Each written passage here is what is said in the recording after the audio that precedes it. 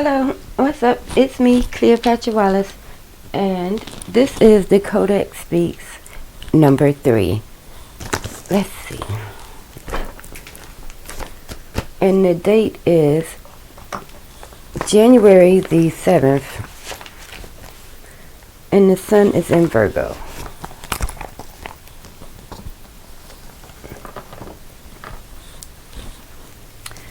Alright.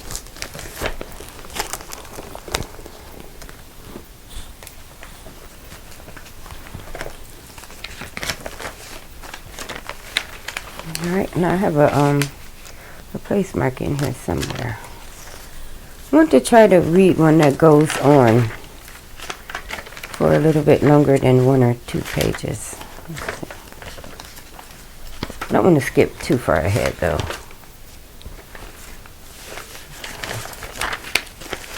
Oh, here's the place marker. So. Alright, this is where we left off.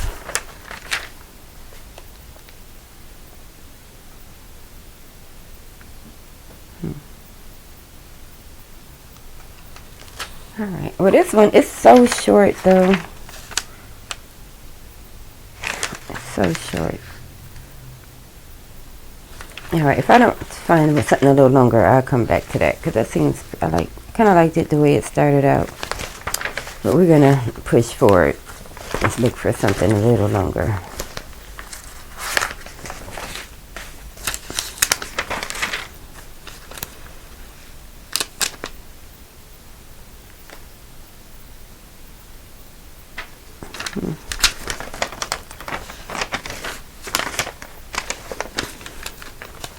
There's a lot of them that are just 1 page.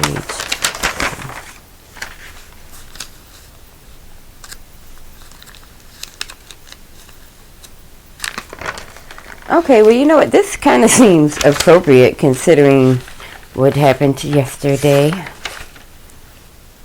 And I think we might actually be able to read this for the whole 15 minutes. And so, yeah, it is January the 7th, 2021. And as you know, if you're in America, we just had this fiasco at the Capitol, is what I'm going to call it, tour. People didn't like the way things are being done. So this seems appropriate. I'm going to read this one. But it doesn't, well, it does have a date. Haha. Right there.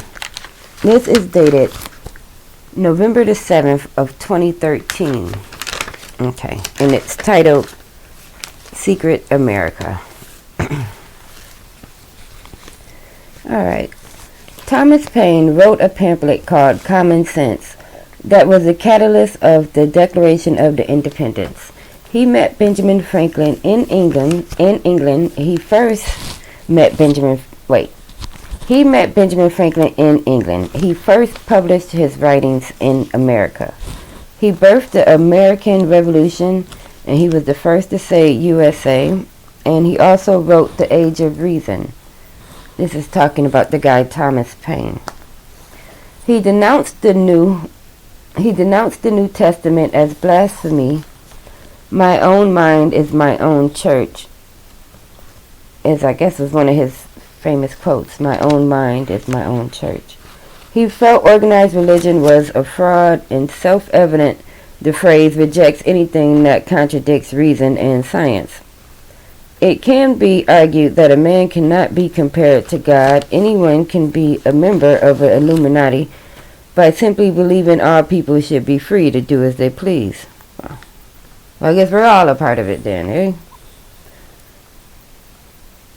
Going against the monarchy in the church would also make you a member. Sexual freedom and women's liberation were goals of the Bavarian Illuminati and the French Revolution. James Monroe and Thomas Paine were close acquaintances. Paine was an atheist and he did not believe in any God.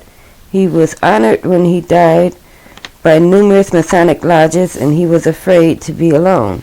I know a lot of people that are badass that are afraid to be alone. You'll be surprised. Alright. Out of fear of being lied about by a Christian to be a convert.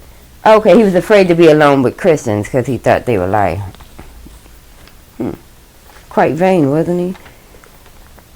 He wanted to be an atheist to his last breath, and he did not repent before he died.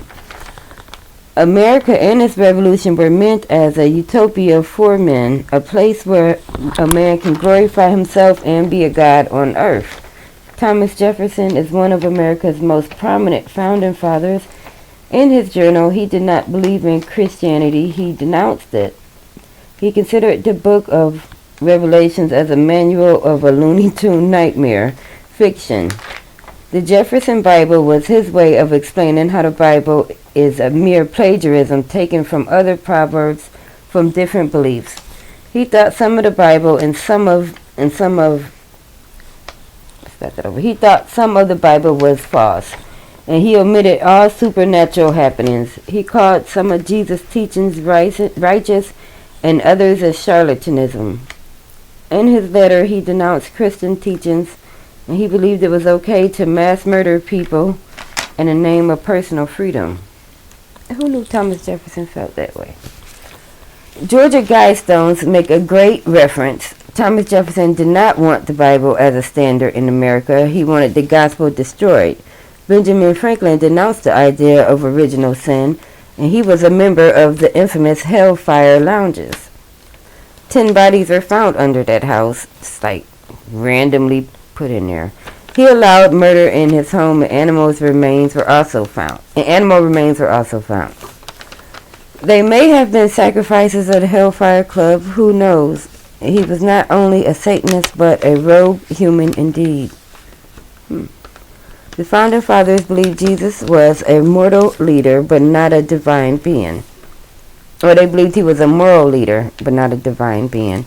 It is recorded that they never repented. George Washington refused to take communion, and he would get up and walk out of church before it would even start. And after he was reproached about it, he stopped coming to church on Sunday of communion. All portraits of him praying are pure false art. Gay marriage and partial birth abortions are satanic practices that are promoted in America. The average American is ignorant to the true nature of the country and or the world. Most holidays and religious practices of the pagans Most holidays and religious practices are of a pagan background, and some would say that studying ancient literature promotes paganism.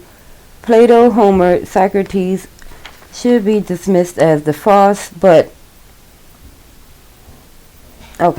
Plato, Homer, and Socrates should be dismissed as false, but that is not false. America, as great as she may be, is a bit of an illusion. For some it is heaven, and for some it is hell. Plato was the first to speak of Atlantis. The city Manly P. Hall was the most esteemed Mason of all. He wrote over 200 books and gave 800 lectures, and he died in 1990. That just was so random. It skipped from talking about like the Bible to talking about Manly P. Hall and Atlantis. But let's keep reading. We're gonna find out what else it says. The new Atlantis is America. Sir Francis Bacon mapped out America's structure beforehand. Since the very conception, America was birthed to mirror the idea of Atlantis.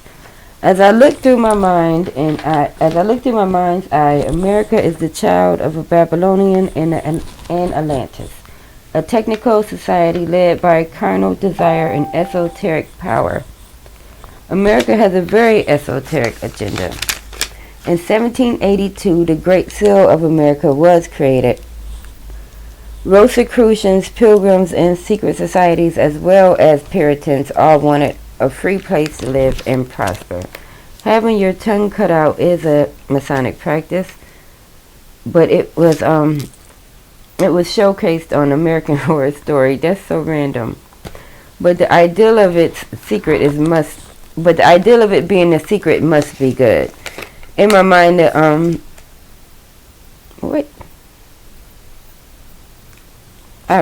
In my mind, Sir Francis Bacon was a major factor as well. John Dee, a member of the Queen's Court, was told by an angel that sin does not exist. and your soul moves from body to body. I believe that too. He was the Queen's astrologer, John Dee. Most of the wizards in the Lord of the Rings and all of the like the old man with the long gray beard, they're impersonating the John Dee guy. All right, it's this is the last page of it. Sir Francis Bacon was, in my opinion, Shakespeare. I've heard someone else say that they thought Sir Francis Bacon was actually Shakespeare. The great dream of a new utopia, a new Atlantis, a new world order has been realized, and gospel has not been destroyed, but it has been reducted to a cartoon status, and each American is his own master and his own fool and his own witness and his own judge, and alas, also his own enemy. That was pretty deep. Anything is possible now as my heart is in its awe of this amazing state of society. And also my mind weeps. So many walk in ignorance and in error. Only a few are righteous. And a human life is less than an American dollar.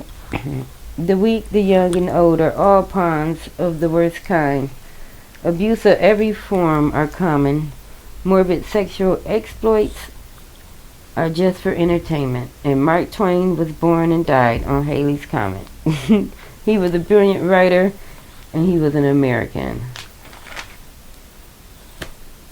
And that was titled Secret America, and it was written on November the 7th, 2013. And this has been a very interesting read. So let's see, we have a few more minutes left. So I'm not going to read something quite as long.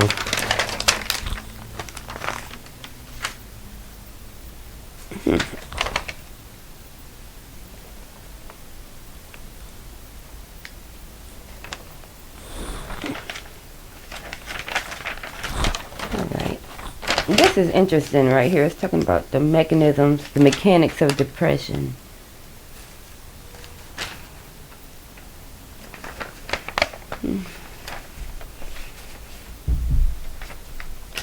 Let's see.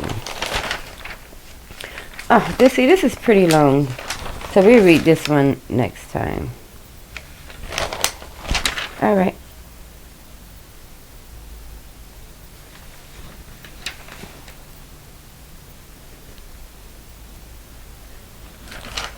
Alright, so I'm gonna read this one here. The mechanics of depression. Beliefs and attitude act as rules. Attitudes, thoughts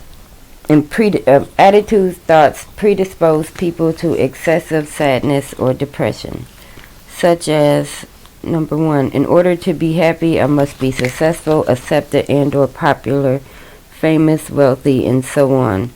2, if I make a mistake, I am incompetent. 3, I cannot live without a lover. 4, when people disagree with me, they do not like me. 5, I should be generous, considerate, courageous, and unselfish, and so on.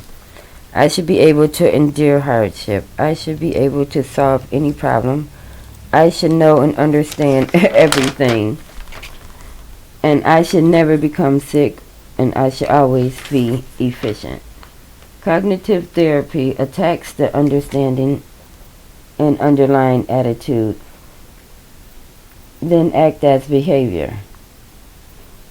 All assumptions must be explored and dispelled. This will expose the root cause of the depression.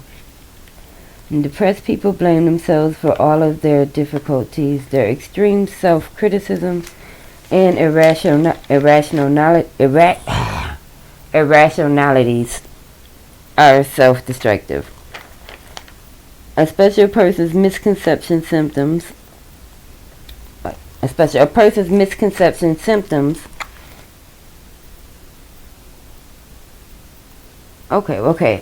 person's symptoms can be misconcepted or exaggerated.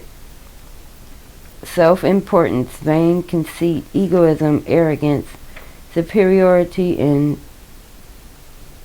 complications are all disorders. This is interesting and confusing. I guess it just like talks about all the different things, like it's called the mechanics of depression, all the way your mind can just fuck with you and give you reasons to be upset for nothing. I don't think I need to know too much about the mechanics of depression. But next time we will pick up with this right here that's called the understanding. And it has quite a few pages. So this has been the Codex Speaks number 3. I will talk to you next time.